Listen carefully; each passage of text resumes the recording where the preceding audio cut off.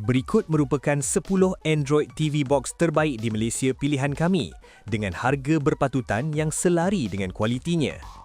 1. Nvidia Shield TV Pro. Ni memang raja segala box sebab ada teknologi AI upscaling yang boleh buat video lama nampak tajam macam 4K.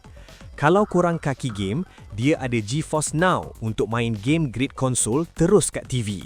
Walaupun harga mahal sikit, tapi kualiti binaan dia memang tahan lasak dan mempunyai sokongan perisian untuk tempoh yang sangat lama. 2. Google TV Streamer 4K. Pengganti rasmi Chromecast ni mempunyai spek yang lagi laju dan memori lebih besar supaya app tak lag. Ia juga boleh jadi hub untuk kawal barang-barang dalam rumah pintar korang macam lampu atau CCTV terus dari skrin TV. Paling syok kalau remote hilang, boleh tekan butang dekat box untuk bagi remote tu berbunyi. 3. Xiaomi TV Box S 3rd Gen.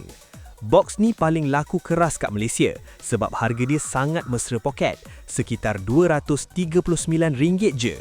Storan dalaman dia memang besar iaitu 32GB, so korang boleh install macam-macam app tanpa risau memori penuh.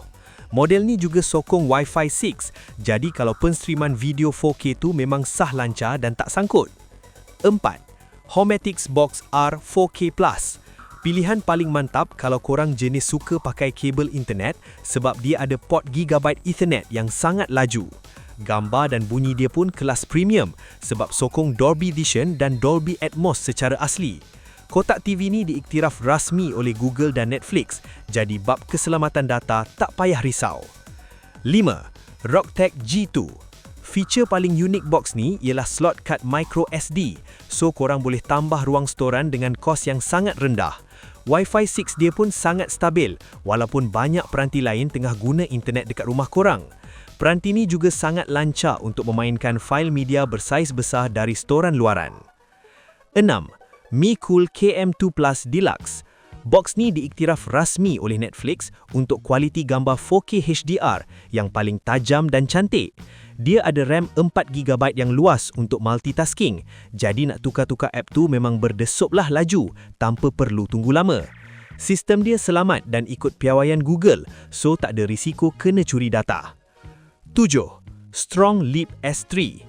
Rupa dia sangat kecil dan kompak, memang senang sangat nak pasang walaupun korang bukan jenis yang tahu teknologi. Ia menjalankan sistem Google TV yang bersih dan tak ada app sampah yang memberatkan sistem box korang. Nak layan YouTube atau Netflix dalam kualiti 4K pun memang rasa puas hati sebab kelancaran dia. 8. B-Stream V2. Model 2026 ni pakai chip pemrosesan canggih dengan teknologi AI untuk mencantikkan gambar. Ia direka untuk menyokong format video masa depan supaya box korang tak cepat outdated. Ianya juga Google dan Netflix certified, jadi kualiti streaming terjamin dan sistem lebih selamat. 9. Amazon Fire TV Stick 4K Max Gen 2. Bentuk dia macam batang kecil je, boleh sorok kemas dekat belakang TV tanpa semakkan meja. Walaupun kecil, kelajuan Wi-Fi 6E dia memang power gila dan navigasi menu dia pun sangat laju. Ia juga menyokong 4K HDR dan kawalan suara Alexa.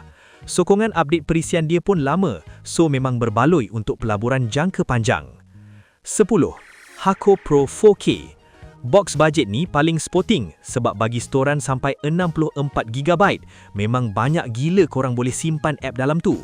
Dia dah ada pengiktirafan rasmi Google, jadi lebih stabil dan selamat. Sesuai sangat untuk sesiapa yang nak box murah tapi stabil dan mempunyai memori besar.